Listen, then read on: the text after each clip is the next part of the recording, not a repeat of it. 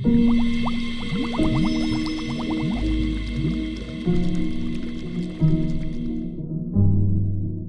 guys, what's up? So I spent the last week or so working on the project that you see on screen right now, and I'm here to break it down, just give you a little insight how it was done. This is not gonna be a tutorial, this is just an excuse for me to yap about my work. So I hope you are into that. So let's begin. First things first was the references. I use Unsplash for that. It's a really neat little website for free, copyright free pictures, and they actually look good. Like, it's not like they look like a stock footage. They actually look like real photos. And some really basic modeling in Blender, obviously. I mean, it's a perfume bottle. It's nothing crazy. It's not like it's rocket science or something. And then I UV unwrap the whole thing to apply some textures later on. Next order of business was to get a really nice font for the cover of the bottle, and I use Fontask for that. It's a free website, and you can get free fonts even for commercial purposes. So I will link it down below. And I ended up with the Redland font, as you can see here. For the animation of the bottle itself, I used Blender again, and it was a really basic animation in its core. It was just the bottle was just lifting up and then spinning. I noised up the animation with the noise modifier. If you don't know, you can do that. It's really useful because it adds a lot to your animation, because you have like small little wiggles in there. Normally you wouldn't have them, and they really go a long way. I can recommend that technique. Now it was time to simulate, so I exported my animation as an alembic and I took it into Houdini, and then I separated the model into its three main parts. So like the main bottle part, the inner part of the bottle, like the inner glass section, and also the cap. And I planned to do simulations on all of these three parts. So I ended up with three simulations. I started with the main bottle part. So you can see I'm using a pyro spread source, which is basically just a simulation that allows me to spread a value across my model. In this case, it's you can see it's the red stuff basically. And you can use that to mask your geometry, and that's how I got this growth effect going. And I applied that technique to the inner part of the bottle as well, and also to the cap. And at that point in the project, I was really happy because I basically achieved what I had in mind.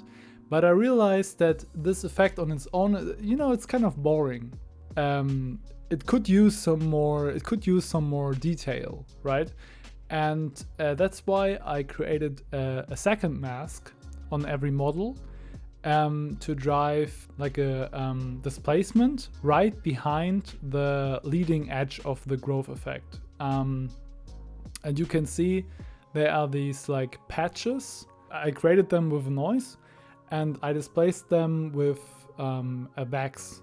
If you don't know what wax is, it's basically like the internal coding language of Houdini. So I displaced these patches, and you can see now I have this growth effect, but also this bubble effect, which is really nice because it's kind of it seems like the bottle is kind of morphing, right? It's not okay, we have the leading edge and then it's just the bottle appears.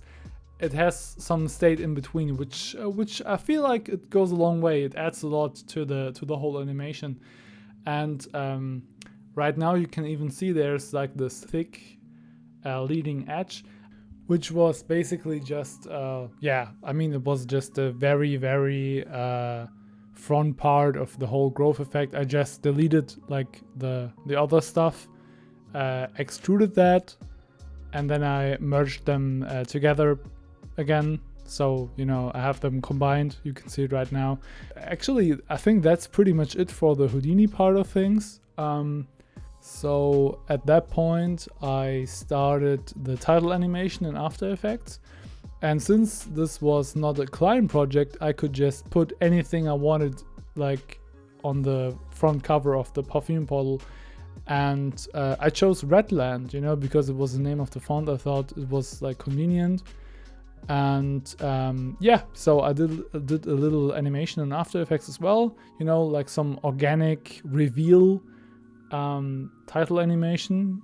So it basically suits the morphing of the geometry. And yeah, and you can see I imported everything in Blender, and I set up some lighting, I set up some materials, I mapped the title animation to the to the cover, to the front of the bottle, and I played around with some volumetrics as well, and you know, just played around with some camera angles, the usual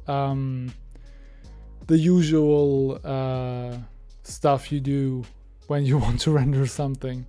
I even applied an HDRI to get some more interesting lighting. Yeah, so that's really it for the project. All in all, it was really fun, and I'm really enjoying product visualization, and I think I want to lean into it. I think I found my niche. That being said, if you guys want to see more content like this, please let me know. Please like this video and subscribe to the channel so you don't miss it. And yeah, other than that, I hope you guys have a nice day, and I see you around. Bye.